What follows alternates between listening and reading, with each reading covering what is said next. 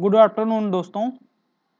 जैसा कि मैं आपको पहले बता चुका हूँ, सिंधु घाटी सभ्यता के बारे में मैं इसके कहाँ से इसका आविर्भाव हुआ, कैसे इसकी खुदाई हुई, कौन कौन इसकी खुदाई किया, इसके मुख्य स्थल कौन कौन से थे, इन स्थलों पर कहाँ कहाँ से क्या क्या प्राप्त हुआ, ये किस प्रदेश में हैं, ये सारी चीज़ें मैं स्टेप बाय स्टेप सब कुछ बता चुका हूँ आपको।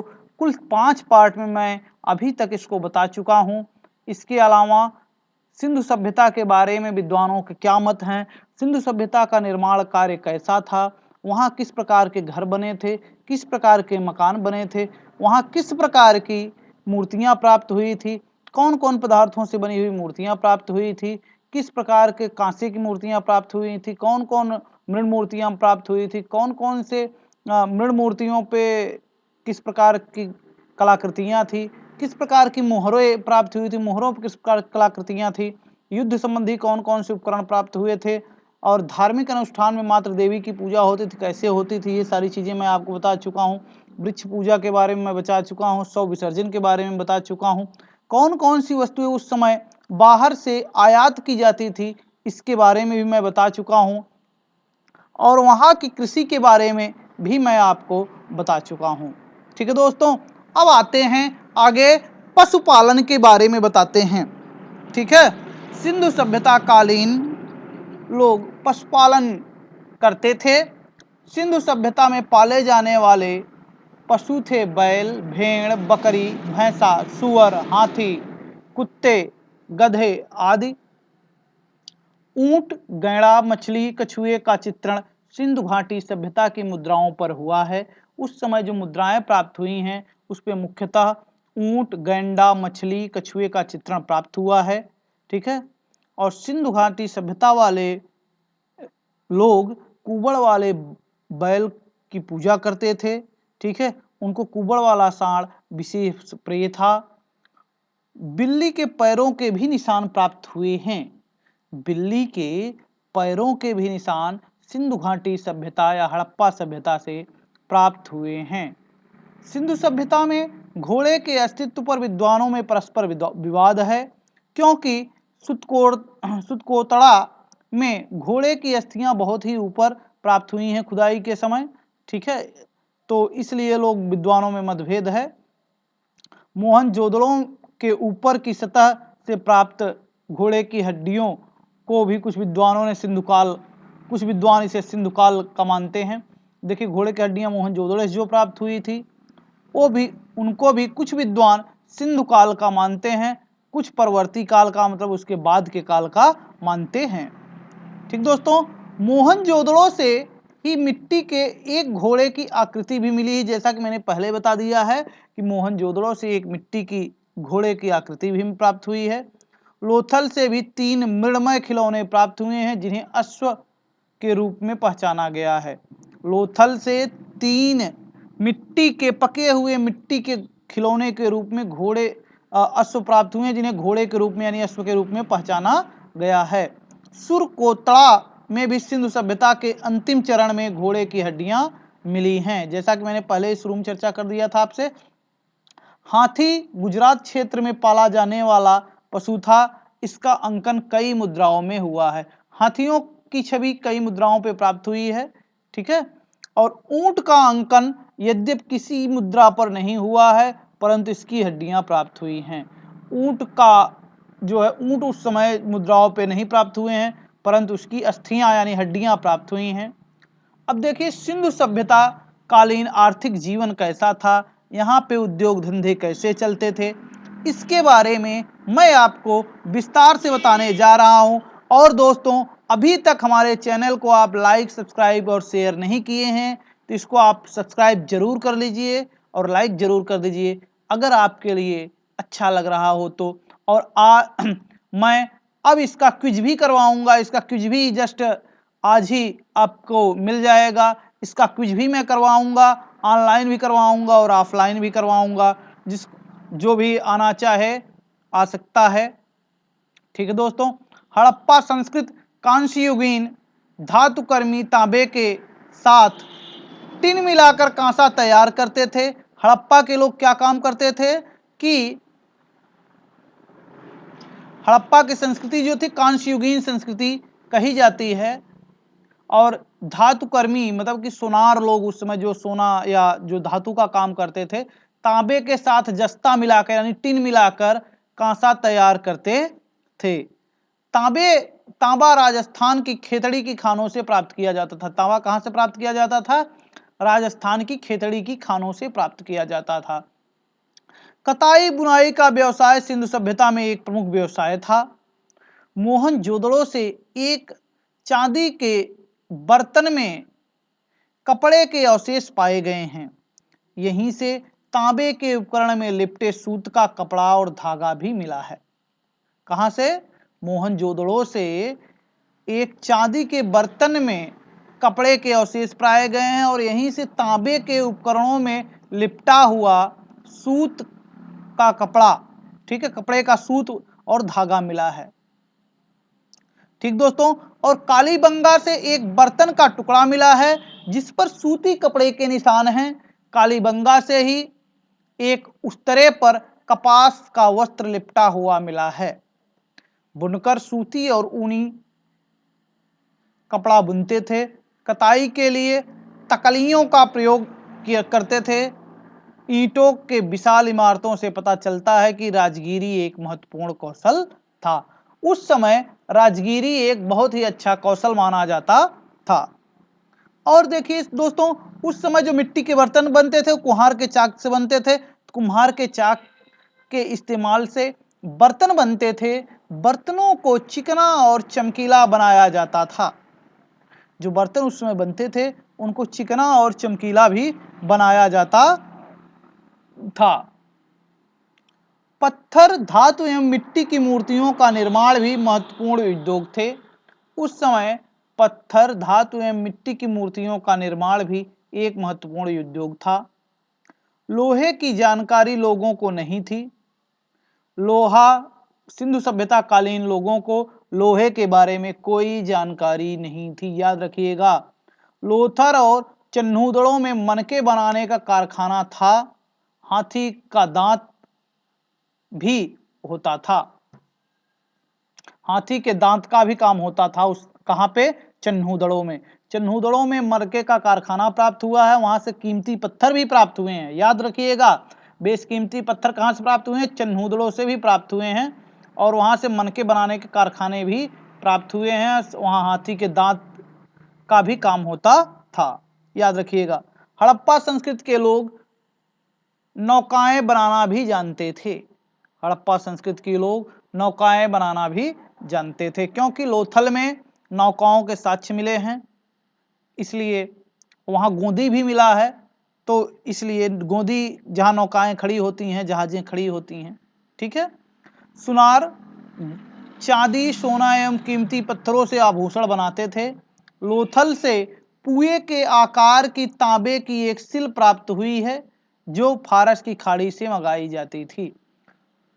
सुनार क्या करते थे? उसमें सोना, चांदी और बेशकीमती पत्थरों को एक में पिरोकर आभूषण बनाते थे। लोथल से पुए के आकार की तांबे की सिल प्राप्त हुई है जो फारस की खाड़ी से मंगाई जाती थी। दोस्तों, सिंधु सभ्यता के आर्थिक जीवन में व्यापार कैसा था, इसके बारे में हम आपको बताते हैं विस्तृत। सिंधु सभ्यता काल में व्यापार हमारा बहुत ही उन्नत था। हड़प्पा के लोग धातु की मुद्राओं का प्रयोग नहीं करते थे। हड़प्पा के लोग धातु की मुद्राओं का प्रयोग नहीं करते थे, यानी कि तांबा, कांसा आदि का प्रयोग नहीं करते थे। अतः ऐसा प्रतीत होता है कि व्यापार वस्तु विनिमय माध्यम से होता था। अर्थात उस समय का व्यापार इस प्रकार से होता था कि कोई चावल दे देगा तो ये क्या काम करेंगे? रोटी दे देंगे, चावल दे देगा। जिसे उस समय क्या काम करते? जौ, मान लीजिए यहाँ से फारस भेज दिए, फारस वाले वहां से कुछ दूसरी चीज भेज दिए, और मेसोपोटामिया भेज दिए, मेसोपोटामिया से कुछ दूसरा चीज आ गया। इस तरीके से व्यापार होता था, ठीक है। व्यापार में नावों का प्रयोग होता था। व्यापार में किसका प्रयोग होता था? नाव का प्रयोग होता था। किसका दोस्तों होता था व्यापार? नाव का प्रयोग होता था व्यापार में। किस लिए? क्योंकि उस समय जो सामान या माल उस समय या जो भी चीजें रहती थी नावों के द्वारा एक देश से दूसरे देश से तक आती थी और सबसे सुगम वाहन उस समय हुआ करता था। लोग ठोस पहिए वाले बैलगाड़ियों का इस्तेमाल करते थे। उस समय के लोग बैलगाड़ियों का भी इस्तेमाल करते थे।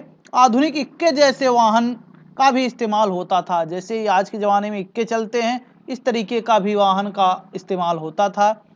सिंधु सभ्यता के लोगों का व्यापार बाह्य एवं आंतरिक दोनों प्रकार का था।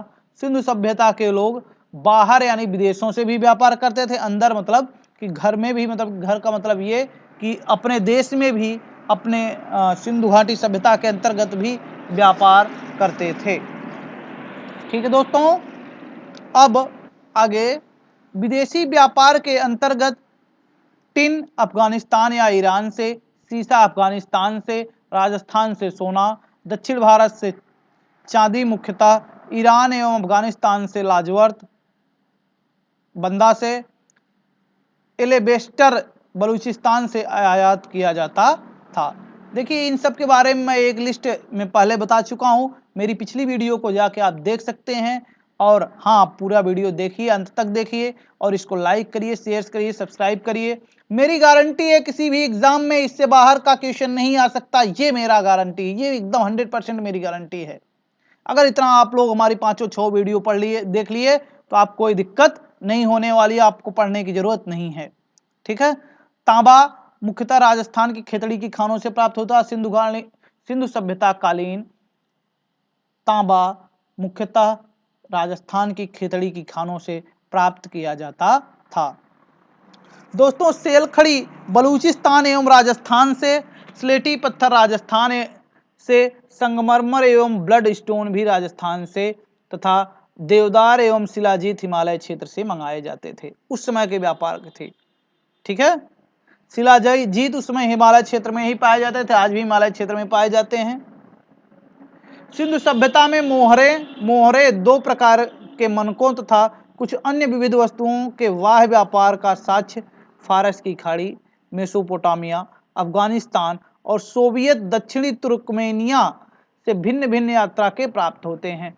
देखिए उस समय बाह्य व्यापार के भी साक्ष्य प्राप्त होते हैं। कहाँ से? फारस की खाड़ी से, मेसोपोटामिया से, अफगानिस्तान से, सोवियत दक्षिणी तुर्कमेनिया से प्राप्त होते हैं, जहां पे कि सिंधु सभ्यता कालीन अवशेष प्राप्त हुए हैं।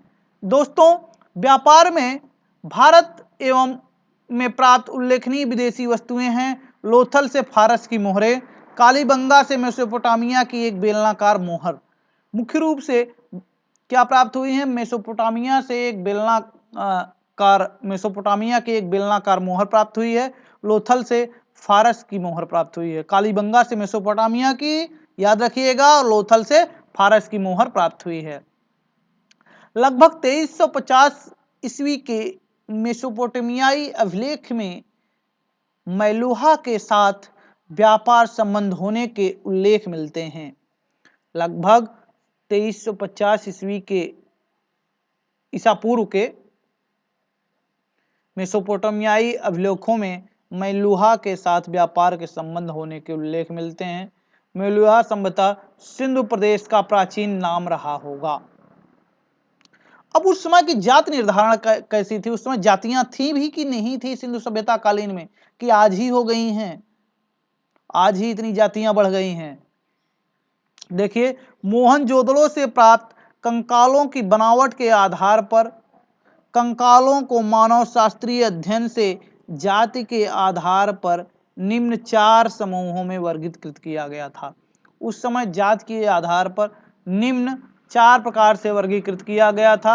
आद्य एस्ट्रोलायड, भूमध्य सागरीय, मंगोलीय और अल्पाइन, इन 4 भागों में निर्धारित की गई थी जातियां हमारी। ठीक है। और सिंधु सभ्यता कालीन लिपि कैसी थी दोस्तों, इसको जान लीजिए।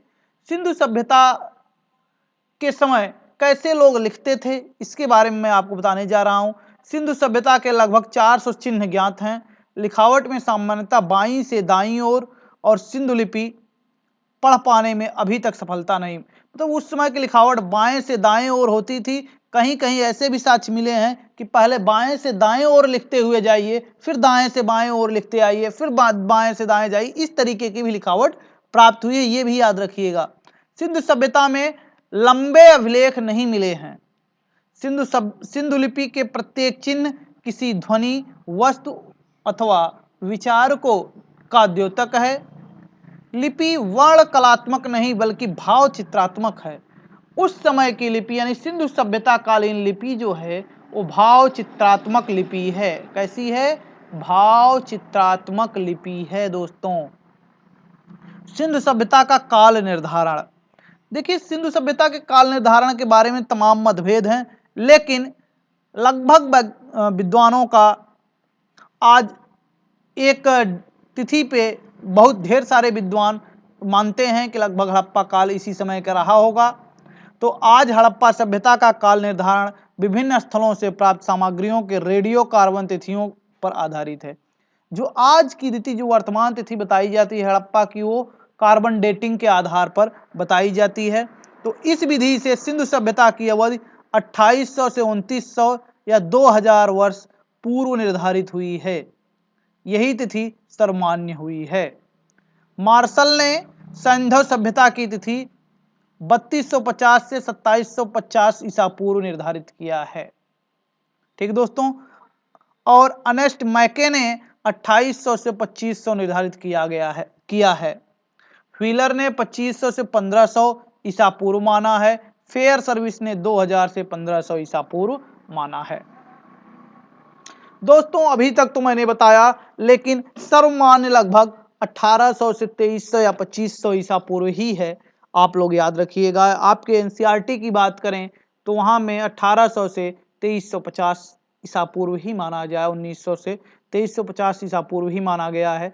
तो ये आपके लिए याद रखिएगा कि सिंधु सभ्यता लगभग इतनी पुरानी है। ठीक है। अब सिंधु सभ्यता का अंत कैसे हुआ, इसमें विद्वानों का क्या मत है, इसके बारे में दोस्तों मैं बता देता हूं। ठीक है। सिंधु सभ्यता के पतन का अभी कोई निश्चित कारण ज्ञात नहीं हो सका है। विभिन्न अनुमान किए गए हैं जो निम्नवत हैं। कुछ विद्वानों ने जलवायु परिवर्तन को सिंधु सभ्यता के पतन का कारण माना है। देखिए दोस्तों, कुछ विद्वानों ने सिंधु सभ्यता का पतन का कारण जलवायु परिवर्तन माना है और ऐसी धारणा व्यक्त की गई है कि मानसूनी हवाओं के बदलने से सिंध क्षेत्र में वर्षा की कमी आई। घोष का कहना है कि आर्द्रता का ह्रास एवं शुष्कता का विस्तार सभ्यता के अंत का प्रमुख कारण है।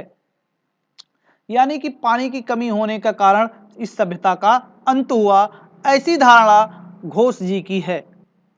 और एच.टी. लैम्ब्रिक आदि के अनुसार नदियों के मार्ग परिवर्तन से भी बस्तियां उजड़ गई होंगी। जैसे नदियां आज भी मार्ग परिवर्तित करती हैं, तो उनके मार्ग परिवर्तन से भी बस्तियां उजड़ गई होंगी। रावी जो हड़प्पा के बिल्कुल समीप बहती थी, आज वह लगभग 6 किलोमीटर दूरी पर है। रावी नदी जो हड़प्पा के एकदम करीब थी, आज वो 6 किलोमीटर दूर है। ठीक है दोस्तों। नदियों में बाढ़ का आना हड़प्पा संस्कृति के लोगों के लिए एक सामान्य विभीषिका बन चुका था। ठीक है, नदियों में बाढ़ आना उस समय एक बहुत बड़ी विभीषिका बन चुका था। मार्शल के द्वारा मोहनजोदड़ो की खुदाई में 7 स्तर प्राप्त हुए थे। मार्शल के द्वारा उस समय मोहनजोदड़ो खुदाई में 7 स्तर प्राप्त हुए थे। दोस्तों, प्रसिद्ध अर्थशास्त्री, भारतीय भूगर्भ शास्त्री M.R. साहनी ने यह धारणा व्यक्त की कि सिंधु सभ्यता के अंत का मुख्य कारण विशाल पैमाने पर जल प्लवन था। और एक आधुनिक मत जिसके समर्थक फेयर सर्विस हैं, इस सभ्यता ने अपने साधनों का जरूरत से ज्यादा व्यय कर डाला, जिससे उनकी जीवन शक्ति नष्ट हो गई। और मार्टिन व्हीलर आदि विद्वानों का मत है कि सिंधु सभ्यता का अंत आर्यों के आक्रमण के कारण हुआ। यह मत 2 तथ्यों पर आधारित है। पहला, मोहनजोदड़ो के ऊपरी सतह पर प्रभुत संख्या में कंकालों का अवशेष, जिसे आर्यों द्वारा किए गए नरसंहार का पता चलता है। दूसरा, ऋग्वेद के अंतर्गत इंद्र को दुर्ग संहारक के रूप में उल्लेखित किया गया है। चलिए दोस्तों, अब हम आपको स्मरणीय तथ्य बता देते हैं। इसका मोटा मोटी सीधी सी बात है कि मूल जो प्रश्न आते हैं अक्सर क्या होते हैं, आपके उसमें स्मरणीय तथ्य हम बता देते हैं सिंधु घाटी सभ्यता के। सर्वप्रथम 1921 ईस्वी में भारतीय पुरातत्व सर्वेक्षण विभाग के अध्यक्ष जॉन मार्शल के निर्देशन में हड़प्पा स्थल का ज्ञान हुआ। तो सर्वप्रथम सिंधु घाटी सभ्यता या हड़प्पा सभ्यता का ज्ञान सर जॉन मार्शल के निर्देशन में हड़प्पा नामक स्थान पर ज्ञात हुआ। हड़प्पा की खोज 1921 ईस्वी में दयाराम साहनी ने की थी। हड़प्पा की खोज किसने की थी? दयाराम साहनी ने किया था। सिंधु घाटी सभ्यता का समूचा क्षेत्र त्रिभुजाकार है, जिसका क्षेत्रफल 12,99,600 वर्ग किलोमीटर है। कितना है दोस्तों? 12,99,600 वर्ग किलोमीटर है और सिंधु सभ्यता का क्षेत्र त्रिभुजाकार है। हड़प्पा से कब्रिस्तान R37 प्राप्त हुआ है। हड़प्पा से कांसे का 51 सर्पण तथा सर्वाधिक अभिलेख युक्त मोहरे भी प्राप्त हुई हैं। मोहनजोदड़ो का अर्थ होता है मृतकों का टीला। याद रखिएगा, जैसा कि मैं पहले ही बता चुका हूं, मोहनजोदड़ो का अर्थ होता है मृतकों का टीला। और दोस्तों ये याद रखिएगा, कांसे की नग्न नर्तकी तथा दाढ़ी वाले साधु की मूर्ति मोहनजोदड़ो से प्राप्त हुई है। देखिए, कांसे की जो नग्न आकृति महिला की प्राप्त हुई है, वो प्राप्त हुई है हमें मोहनजोदड़ो से, और दाढ़ी वाले साधु की भी मूर्ति प्राप्त हुई है हमें मोहनजोदड़ो से। कालीबंगा का अर्थ है काले रंग की चूड़ियां। कालीबंगा का क्या अर्थ है? काले रंग की चूड़ियां। कालीबंगा से भूकंप के प्राचीनतम साक्ष्य, ऊंट की हड्डियां तथा शल्य चिकित्सा के साक्ष्य प्राप्त हुए हैं। कालीबंगा से हमें ऑपरेशन करने के भी साक्ष्य प्राप्त हुए हैं। याद रखिएगा, कालीबंगा से काली काली चूड़ियों के साक्ष्य प्राप्त हुए हैं, ऊंट की हड्डियों के साक्ष्य प्राप्त हुए हैं, और वहां ऑपरेशन करने के यानी शल्य चिकित्सा के भी साक्ष्य प्राप्त हुए हैं। चन्हूदड़ों से मनके का कारखाना, बिल्ली का पीछा करता हुआ कुत्ता तथा सौंदर्य प्रसाधनों में युक्त लिपस्टिक का साक्ष्य प्राप्त हुआ है। दोस्तों ये याद रखिएगा आप लोग। और आप लोगों को याद रखना है मुख्य रूप से चन्हूदड़ो एकमात्र पुरातत्व स्थल है जहां से वक्राकार ईंटें प्राप्त हुई हैं। वक्राकार ईंटें कहां से प्राप्त हुई? अगर क्वेश्चन आया तो आप उत्तर सीधा सीधा होगा चन्हूदड़ो। क्या होगा दोस्तों? चन्हूदड़ो। ठीक है। लोथल से गोदीवाड़ा के साक्ष्य प्राप्त हुए, यानी गोदी के साक्ष्य लोथल से प्राप्त हुए हैं, जिसको बंदरगाह कहते हैं। तो बंदरगाह तो हमारा है ही सुतलो यानी कि सुतरकोंडा और लोथल। ठीक है, सुतरकोटड़ा और लोथल। बनमाली से अच्छे किस्म का जौ, तांबे का बाणाग्र तथा पक्की मिट्टी के बने हल की आकृति का खिलौना प्राप्त हुआ है दोस्तों। और सुतकोटड़ा से घोड़े की अस्थियां। ठीक है, जैसा कि मैं पहले ही वीडियो में बता चुका हूं कि मोहनजोदड़ो और सुतकोटड़ा से ही घोड़े की अस्थियां प्राप्त हुई हैं। और एक विशेष प्रकार का कब्र भी प्राप्त हुआ है सुतकोटड़ा से। रंगपुर से धान की भूसी का ढेर प्राप्त हुआ है। कहां से? रंगपुर से धान की भूसी का ढेर प्राप्त हुआ है। सुतका गेंडोर का दुर्ग एक प्राकृतिक स्थान पर बसाया गया था। सुतका गेंडोर जो कि पाकिस्तान में है, सुतका कोह वहां पे, तो ये प्राकृतिक स्थान पर बसाया गया था। सिंध से 12 बाहर सिर्फ कालीबंगा की मुहर पर बाघ का चित्र मिलता है। बाघ का चित्र केवल सिंध में मिलता है या फिर कालीबंगा की मुहर पर प्राप्त होता है और कहीं नहीं प्राप्त होता है। ठीक दोस्तों, सर्वाधिक संख्या में मुहरें मोहनजोदड़ो से प्राप्त हुई हैं, जो मुख्यतः चौकोर हैं। लोथल का अर्थ है मुर्दों का नगर। लोथल का अर्थ है मुर्दों का नगर। ठीक है,